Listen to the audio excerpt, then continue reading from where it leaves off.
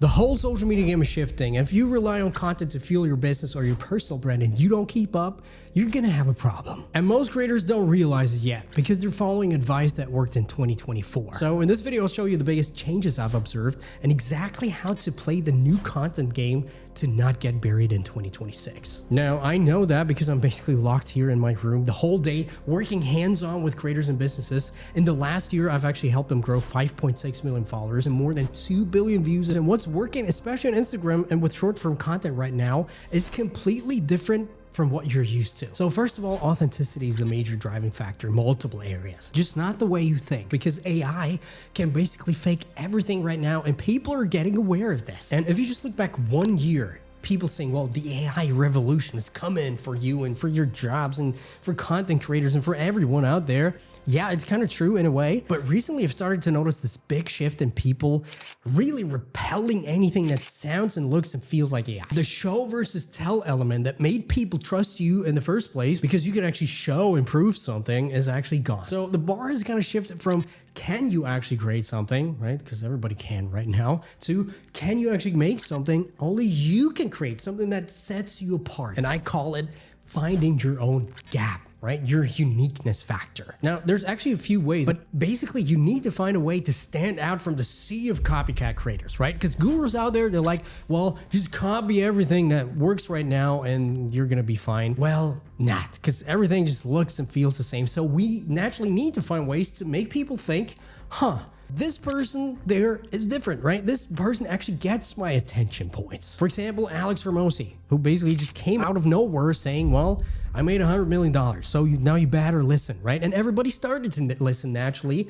because that's something that makes him unique, because there's not so many people that can say that. Now, obviously, a lot of you are not going to have credentials like this, and you don't need to. That's the important thing here.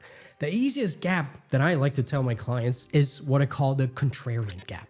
And this is, by the way, how I started out as well. Basically, you want to identify, take a look at your whole niche and basically kind of call out what I call your non-believers, things that you disagree with in your industry. Now, that could be people, right? Big influencers or whatever it is, or it could be ways how people do things or common knowledge that you just disagree with, right? So for example, I disagree with a lot of things these gurus talk about. For example, hook lists and just saying, oh, use these hooks, exactly these hooks, because they are going to make you blow up. Just copy them.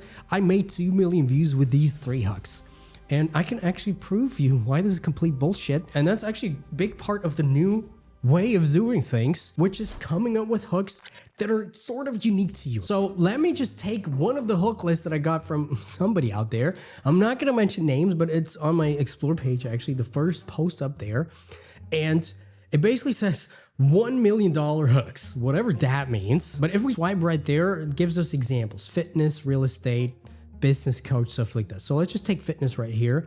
And one thing I see is how I built 6-pack abs without giving up pizza. And you might think, cool, that actually sounds like a good hook, right? After all, it's $1 million hook. So I'm just gonna use this right now. But the main issue about this whole thing is people forget that hooks are not just these words on this list, right? There's just so much more that's actually more important. Like the first frame, right? How does it look? Is the quality even there, or is it shaky, grainy? Does it align with the audience, basically? And does it actually look like somebody I want to listen to? Because I could just sit here, for example, and say, how I build 6-pack abs without giving up pizza. Right here in my room, without showing my abs, because obviously I have them. But nobody would bat an eye, because nobody would understand, right? Nobody would care.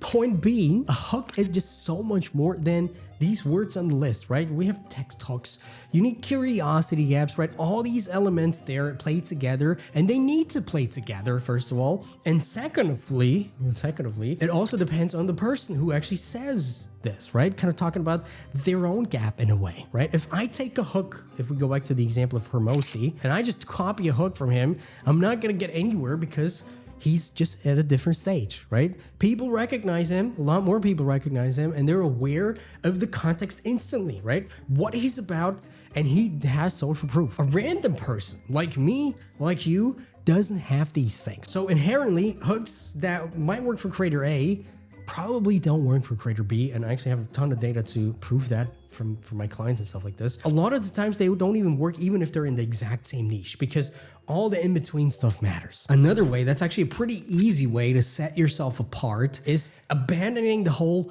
over-polishing thing that I see a lot, especially with short form. What's really winning, and this is what Maziri, the head of Instagram, recently said as well, is what I see among clients a lot is what I call raw aesthetic, showing certain imperfections, right? Doing things that AI has a hard time doing, like picking up this or drinking tea because you're sick, or having a different voice because you're sick. So gone are the days where everything needs to be picture perfect, line perfect, and feel robotic like on TV, because people are naturally coming back to skepticism with anything they see online right now. But here's the important thing.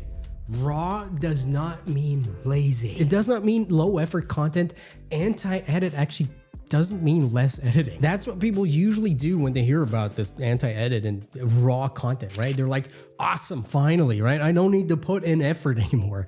My reels can just be whatever, right? With my phone, without thinking of anything, with grainy video, because after all, that is the raw me, right? But that's actually the wrong way, actually far from it. And that, what you might think of as being raw, authentic content, will actually get you less views even nowadays. The thing that I mean here is actually intentional authenticity and intentional quality. In one of my recent mastermind sessions in my mentorship, for example, we've actually gone through this, right? There's creators where it looks like they're just casually talking, yet everything is intentional. And this comes even down to seemingly small things that are actually really important and really big, like how it looks and what it makes people feel, right? And that is going to be the real game changer, understanding that how you come across, your tonality and stuff like this. And that brings me right into the next point that will wreck your content journey if you don't do it the right way: hooks.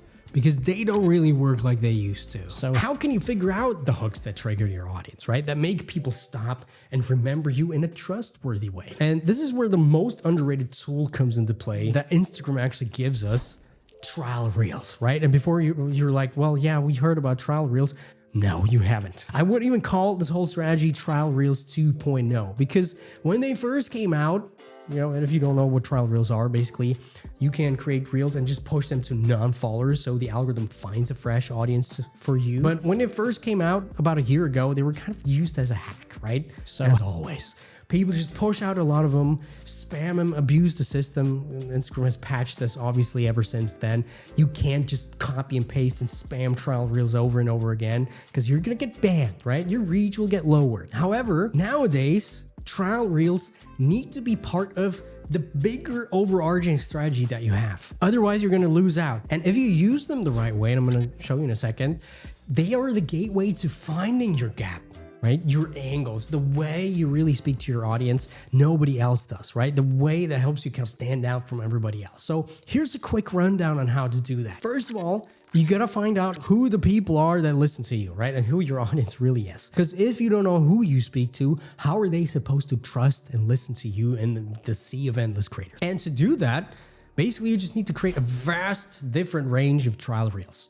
Not just changing out the hook line, where like everybody says, that's actually just a small thing.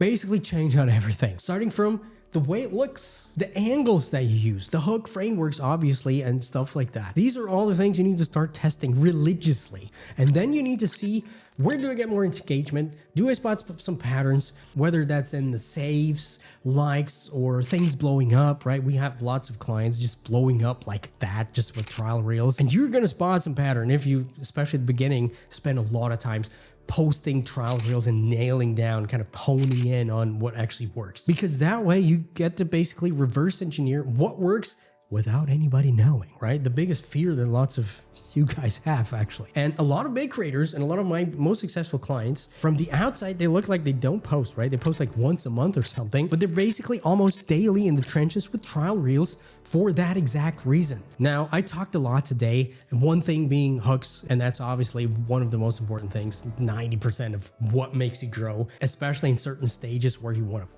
break out. So if you want to be able to take some of these hook lists or look at your competitors' hooks and actually make them your own without anybody noticing anything, and really have people stop to remember you, here's a video I made where I walk you through 3 reels and redo their hooks hands-on in a way that forces people to watch them.